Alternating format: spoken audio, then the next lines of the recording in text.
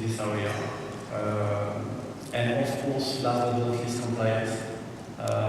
The external environment, as we know, is more and more challenging, more and more dangerous, terrorism and so on. And internally, now we are regulated directly from the central bank, so definitely compliance is not an option, it's a must-have.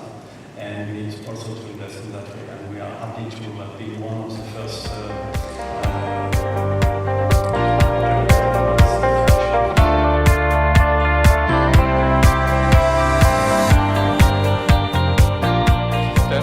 relatif à l'enseignement supérieur, la recherche, les startups, le prototypage et les entreprises. Donc on essaie de créer une coopération pour développer de projets collaboratifs entre tous ces composantes-là.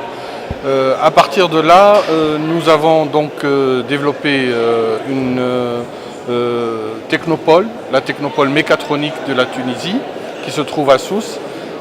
En plus de cette technopole, nous avons une zone de service pour tout ce qui est service à offrir aux entreprises et une zone de production, une zone industrielle de production. Donc nous offrons vraiment toute une panoplie complète de possibilités immobilières et tout ce développement doit se faire dans ce contexte-là. Et pour aller plus loin dans ce contexte-là, nous avons créé un cluster qui s'appelle le cluster mécatronique Tunisie et ce cluster englobe 85 entreprises. Aujourd'hui, nous sommes ici, sur ce salon, pour essayer de voir comment on peut faire des partenariats avec l'Afrique, et notamment avec à Kigali, puisqu'on est là avec le Rwanda. Et aussi, nous sommes accompagnés par des entreprises justement de notre environnement, comme Satori Pop, qui est spécialisé dans tout ce qui est web marketing, qui est spécialisé dans l'intelligence artificielle et qui est partenaire aussi de Microsoft. Donc, et puis Valomnia, qui elle plutôt c'est un éditeur de logiciels et éditeur de solutions pour les mobiles. Ce ne sont que deux références, je dirais, de notre groupe. Mais notre groupe a développé pas mal de startups au début qui ont démarré avec 2-3 ingénieurs et qui ont constitué actuellement des groupes qui peuvent atteindre jusqu'à 170 à 200 ingénieurs comme Proximity, dont Valomnia est une des composantes. Donc voilà, l'objectif ici, c'est essentiellement de faire connaître Novation City, de voir les possibilités de partenariat et surtout de présenter les sociétés qui font partie de l'écosystème de Novation City pour qu'elles puissent se développer sur l'Afrique notamment.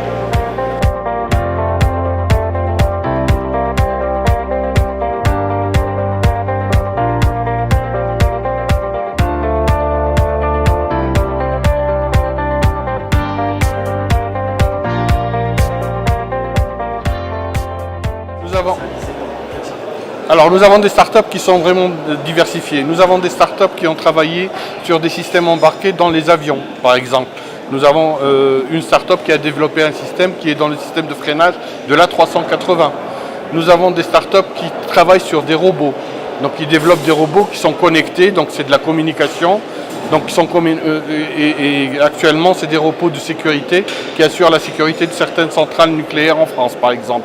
Nous avons aussi des sociétés qui ont développé des robots domestiques, donc qui accompagnent les personnes âgées et qui sont là essentiellement pour être au service des assurances. Comme ça, ils peuvent être en contact permanent avec les gens d'un certain âge. Nous avons aussi des sociétés qui travaillent sur la consommation d'énergie et l'amélioration de la consommation d'énergie. Donc c'est un système qui permet à travers le mobile, la croissance mondiale va se faire en Afrique. Et je pense que nous, entre Africains, on devrait travailler ensemble encore plus, créer beaucoup plus d'échanges entre nous et profiter, nous tous, pour aller plus loin et pour profiter de cette croissance globale sur l'Afrique.